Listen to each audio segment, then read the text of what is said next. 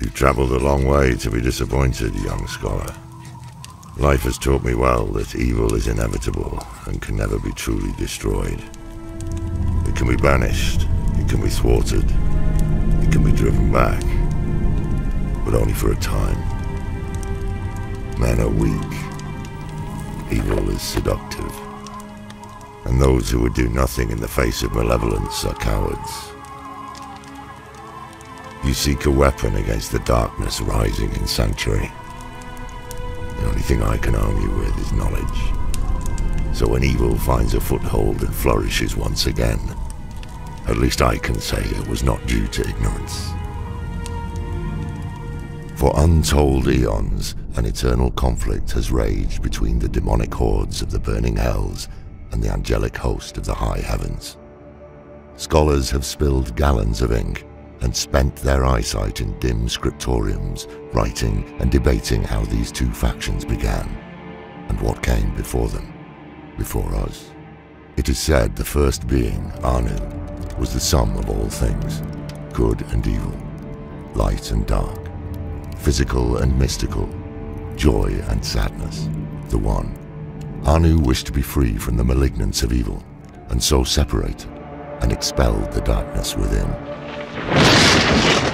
But what is cast off does not simply disappear, and that darkness found its shape in the seven-headed dragon, Tathamet, the prime evil, who fought ceaselessly with Anu to their mutual destruction.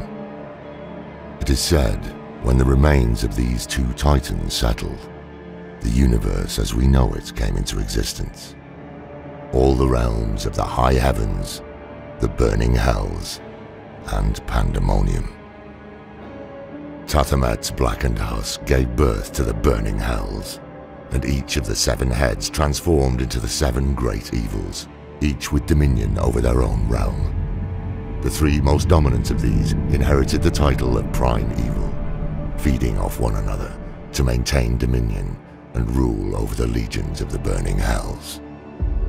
There was Mephisto, Lord of Hatred, intelligent and cunning, father of Lucian and Lilith, the mother of Sanctuary. Baal, Lord of Destruction, corrupter of the World Stone. And Diablo, Lord of Terror. As Deckard Cain once wrote, "For as long as man fears the dark, Diablo will remain the most insidious and, I would argue, the most powerful of all the evils."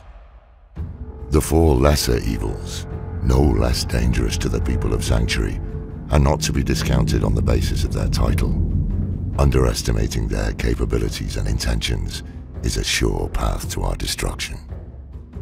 Belial, Lord of Lies, uses poisonous untruths to create an ever darker, fractious world. Juriel, Lord of Pain, revels in the cacophonous screams of those in physical agony. Even demons are no stranger to his torment. Andariel, the Maiden of Anguish, is the counterpart of Juriel. Whereas he delights in bodily torment, Andariel derives pleasure from anguish of the mind and soul. Azmodan, the Lord of Sin, a clever manipulator and master of temptation, loves vice in all its forms, but revels most in the failures of others. Demonic hordes spawned from the vile cavities of the burning hells, a host of ravenous, furious monstrosities that reflected the poisonous elements of their progenitor. There are demons beyond counting in the burning hells. At the center of the high heavens lies the crystal arch, said to be formed of Anu's spine. When it vibrates in perfect harmony, an angel is created, embodying an aspect of what Anu had once been. The purest of these become archangels, and 5 rose above the rest to lead the host of the high heavens. Imperius, Archangel of Valor, a brilliant tactician who commanded the warriors of heaven and led them into battle with hell, but whose pride has led to much destruction. Tyrael, former Archangel of Justice, who abandoned his rigid dedication to justice and took up the aspect of wisdom instead. He supported the many causes of humanity, renounced his angelic nature, and fell to earth as a mortal. Sanctuary would have fallen to darkness long ago without his aid. Inarius, creator of Sanctuary, served under Tyrael and was an advisor to the council until he rebelled. Oriel, the Archangel of Hope, who embodies the shining light of a bright future and sees the potential for good in all things, but who is no less a warrior than the others, dispatching those who spread despair and darkness. She is said to lead the chorus of the high heavens in harmony. Ethereal, the Archangel of Fate, who comprehends the tangled web of fate and time, though the future of humanity remains obscure to him, unseeable because we are not of the natural order of creation.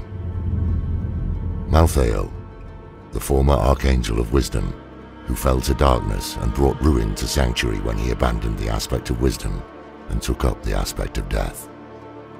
I encountered him once long ago and barely escaped with my life. Few who met him after his transformation survived. After all, no one can stop death.